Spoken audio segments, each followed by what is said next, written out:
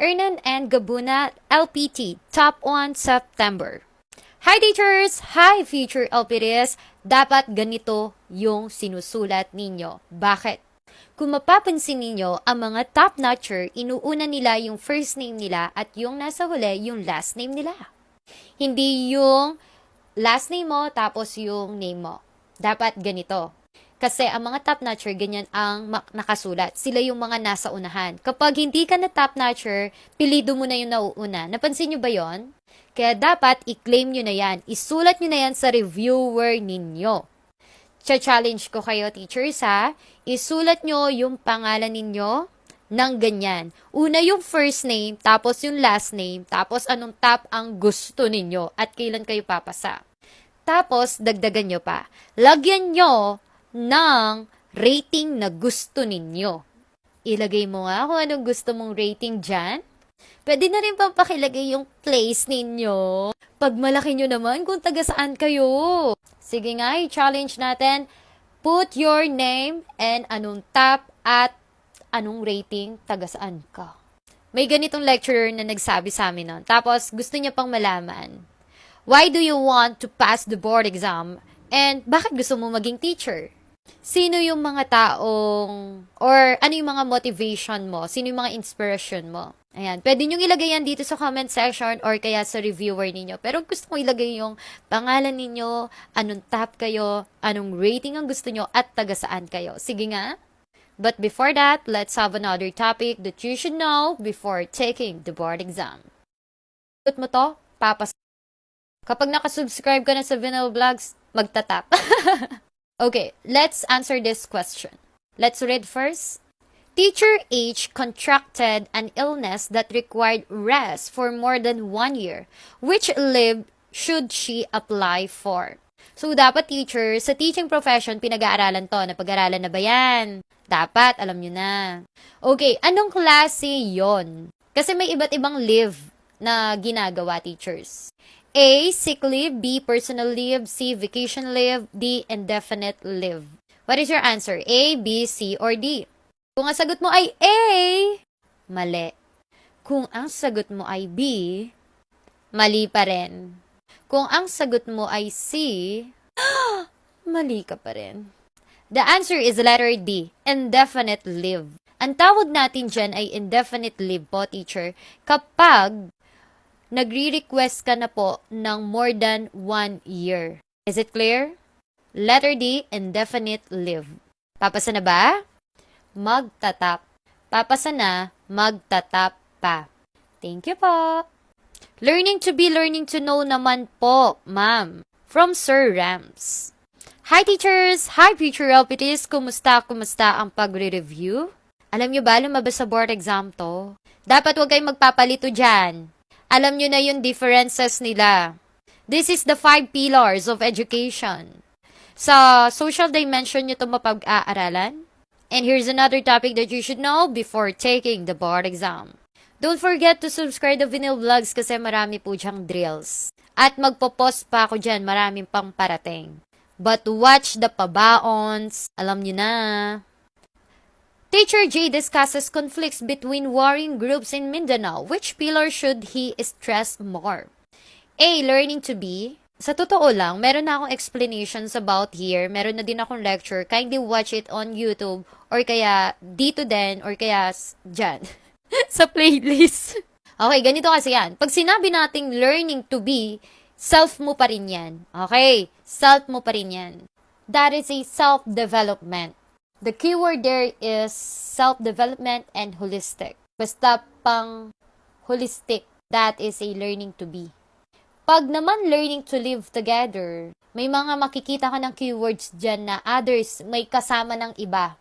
Pag learning to be, ikaw lang. Sarili mo muna. Pero pag learning to live together na, may others na dyan. May iba ng tao.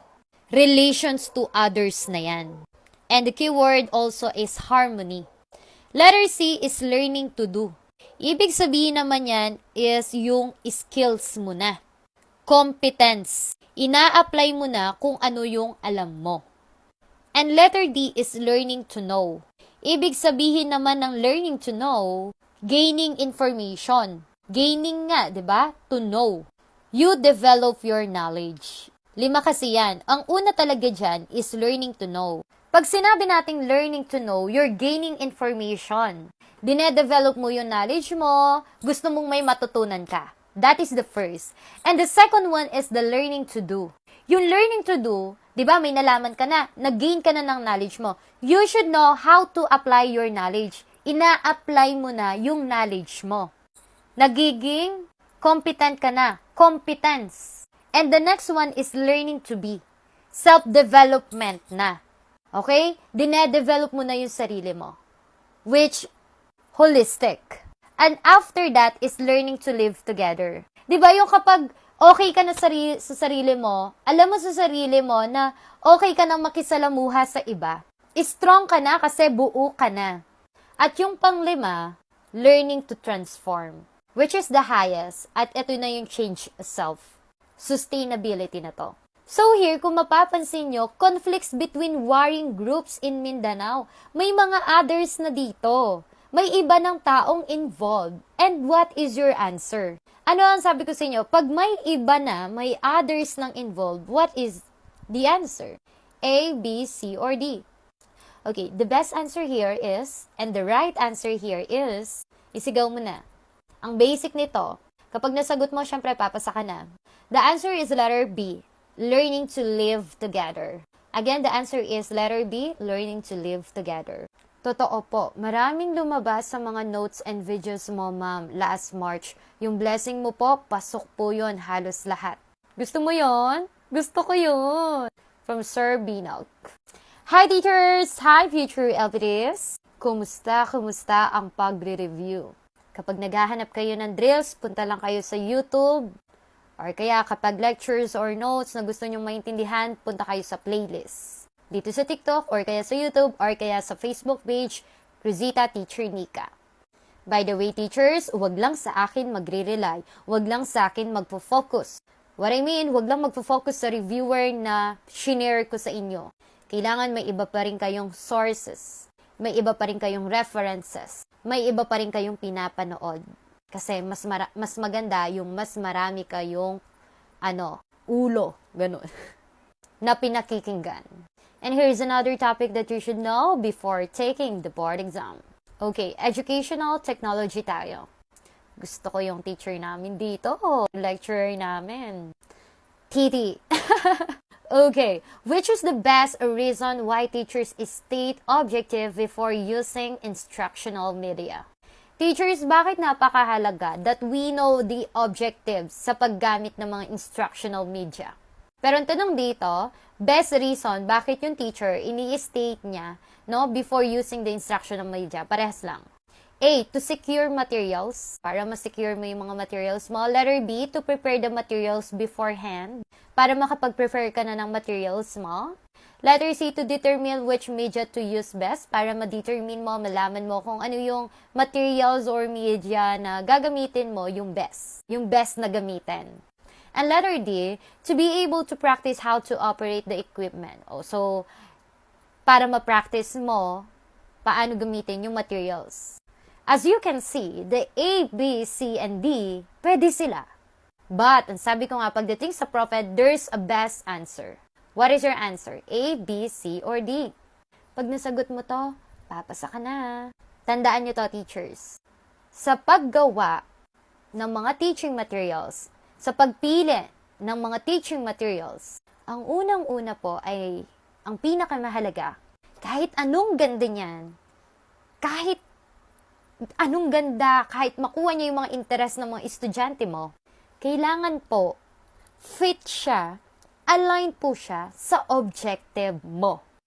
Ulitin ko, ang unang-unang titignan mo, kung align siya sa objective mo. Pasok ba siya sa objective mo, yung gagamitin mong materials. Mahirap yung gumamit ka ng isang bagay na hindi naman align dun sa objectives mo. That's why the answer is letter C. Letter C po. Ma'am, feeling ko po natalino ako pag nanonood ako sa inyo, haha. Mas mabilis ko po kasing naiintindihan ang explanation nyo from Ma'am Lynn. Hi teachers! Hi future LTDs! Praise God po! Before kayo mag-review, laging mag-pray. Lagi nyo yung pagpe-pray, yung Lord, extend your wisdom and knowledge po sa akin. At yung isang verse na lagi ko talaga simula, college pa lang ako, siguro yun talaga yung sekreto ko, ba't ako nakaka-perfect or konti na lang talaga mape-perfect ko na yung score, almost perfect like that. James 1:5. Search nyo yun. And here's another topic that you should know before taking the board exam. Let's read the question. Si Teacher D daw na-assign siya sa rural area. Si Teacher E naman in depressed community. Si Teacher F naman daw in a hazardous area. At si Teacher G naman po in a place where standard of living is high. But the question here is who is entitled to have a hardship allowance? A, B, C, or D? Ano ang sagot nyo? Isigaw nyo na.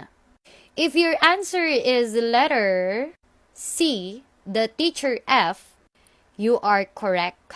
Bakit po? Tandaan nyo, teachers, ang binibigyan po ng hardship allowance, yung syempre, yung nasa mga hazardous area.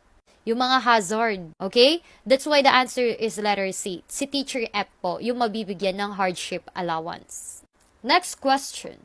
Which of the following could be the reason for the teacher's suspension from the practice of teaching profession?